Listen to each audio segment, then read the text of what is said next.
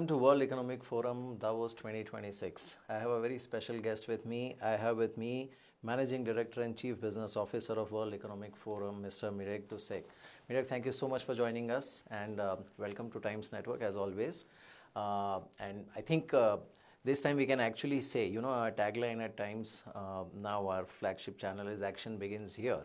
But I can very comfortably use that for World Economic Forum as well, because this is, I think, in recent years, the largest ever World Economic Forum that's taking place, with more than 65 heads of state and Mr. Trump expected. So a lot of action here this time. Well, thanks for having me. You're right, we have record participation. Overall, almost 3,000 leaders. You mentioned 65 heads of state, which is a record for us. But also in terms of business leaders, we have a record number, close to 1,700 business leaders overall from around the world. So we have all the ingredients, if you will, in terms of who is coming. And we are gathered under the theme Spirit of Dialogue, which I just wanted to tell you a little bit about it, because it has at least, it is significant for us at least in two ways. One, it is building on 50 plus years of tradition here in Davos. There is something called the Spirit of Davos. Really people coming together from around the world to have dialogue. But it is also then important for what is taking place in the world economy right now, where we have a more contested geopolitical environment. And so we are very focused on being helpful as a platform for dialogue at a very important moment for the world economy. Right. In fact, like you rightly pointed out, the world is more contested, and in fact, even if you look at the large economies, they seem to be not really in alignment about globalization, about a lot of things which was earlier maybe given or taken for granted. So how do you look at that? In that backdrop, the theme of Spirit of Dialogue is actually a very challenging one to sort of achieve. Now, overall, again, if you take the historical perspective, this organization, for example, existed during the Cold War. I mean, those were quite contested times. And so you see that if you look at some of the conversations that were being had here in the 1990s, and of course, every milestone, every geopolitical, every economic milestone has a different characteristics. And we take the function of this meeting here in Davos as a platform where people can engage very seriously. You could actually make a point that at a time of contestation, you need to be able to come together even more. It's not a nice to have luxury. It's really a necessity for us to be able to really move things still forward in the world. But I just wanted to make sure that it's not coming from a standpoint of naivete. It's really more about, we're very serious about this moment geopolitically and economically, and we are very focused on providing highly curated spaces for dialogue where leaders from around the world can engage. Right. In fact, like you rightly said, probably the responsibility of forums like World Economic Forum increases in a scenario like this, where geoeconomics and geopolitics are getting mixed on daily basis. In such a backdrop, how do companies, the corporate leaders, and even the government leaders, ideally, how should they align to resolve the issues? Because right now, it seems to be that, a lot of people are believing in a way of life where it's my way or highway. No, you're right that we are seeing major shifts in the world economy. And one thing that has become quite prominent is that there's just more government in the economy. If we look at just how much industrial policy now there is in economies, obviously there are also measures around trade where we see, of course, tariffs now being deployed as a tool, which is something that if we look again in recent history, some of these concepts and policy tools were not used or were used not as much. So things are really changing. And we do have record participation. You could argue that it is true that at a time of uncertainty, the need to engage with your peers, if you're a CEO, with your peers, just how they navigate this uncertainty and also opportunity, but also with the policymakers. The quick pace of that dialogue is important. Some people would say that the playbooks that CEOs had over the past 2 decades are no longer fit for purpose. And so a lot of those new playbooks and new knowledge is being created through dialogue. And so I think there is this function that I think we try to be helpful with. Now, companies, we have, as I said, about 1,700 business leaders overall.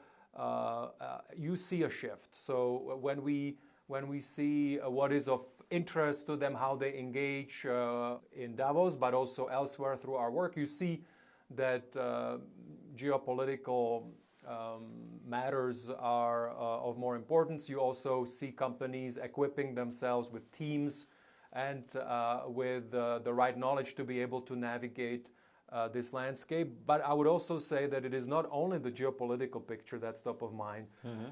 Obviously, there is the other transformative force, which is that we are living through quite an unprecedented period of innovation that is then deployed across industry and society. So those would be the two forces that are for sure top of mind for business leaders, at least as we can see.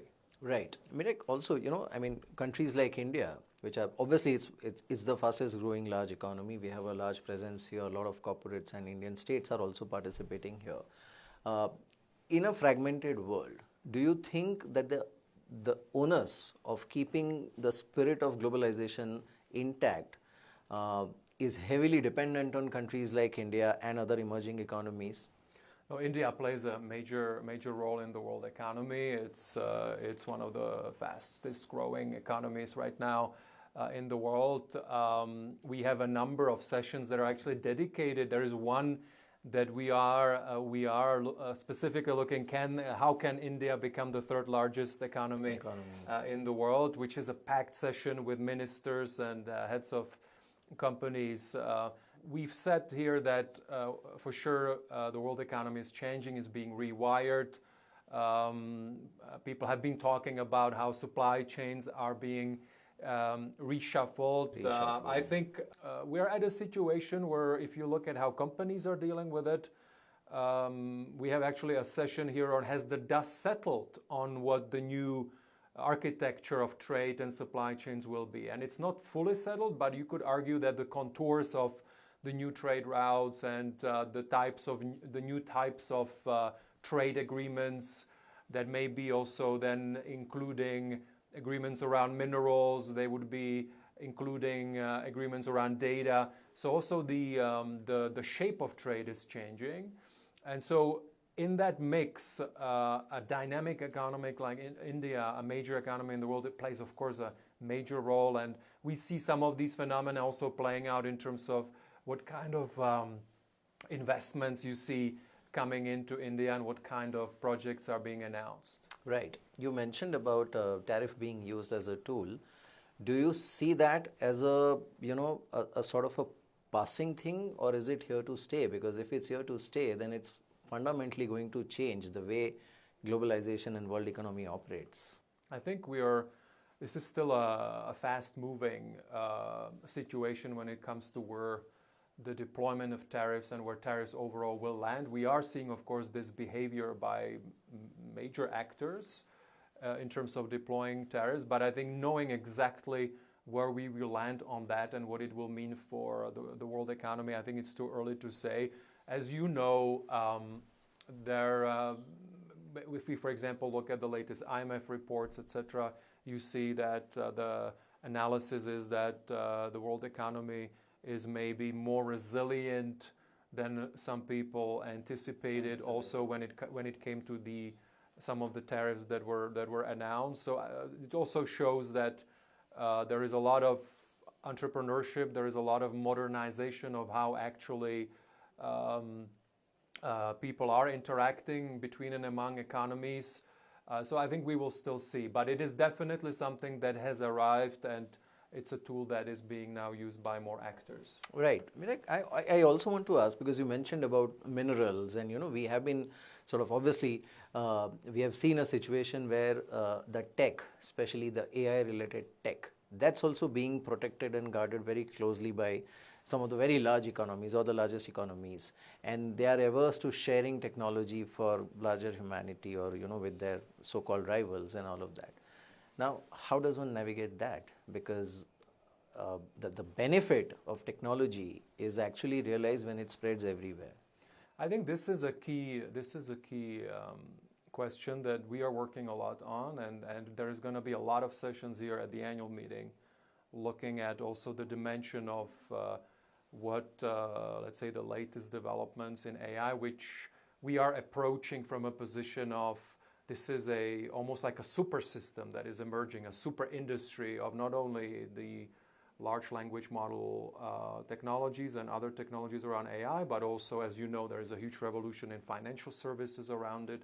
There are infrastructure, energy implications. So it's a whole value chain of things. And you're right, it's changing the way nation states cooperate, also changing the way, of course, how nation states cooperate with some big tech players. So it is something that we track very closely. I think it's important that we have more of a granular understanding. What are the types of frameworks that are actually taking place? Obviously, there are certain frameworks or steps that are being undertaken by the big powers.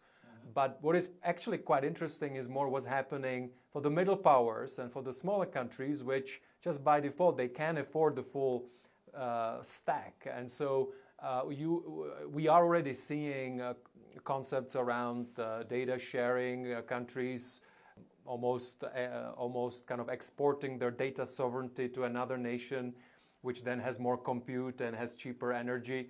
And there are ways that these countries are actually dealing with it. So, for example, the concept of a digital embassy is something that we're exploring here.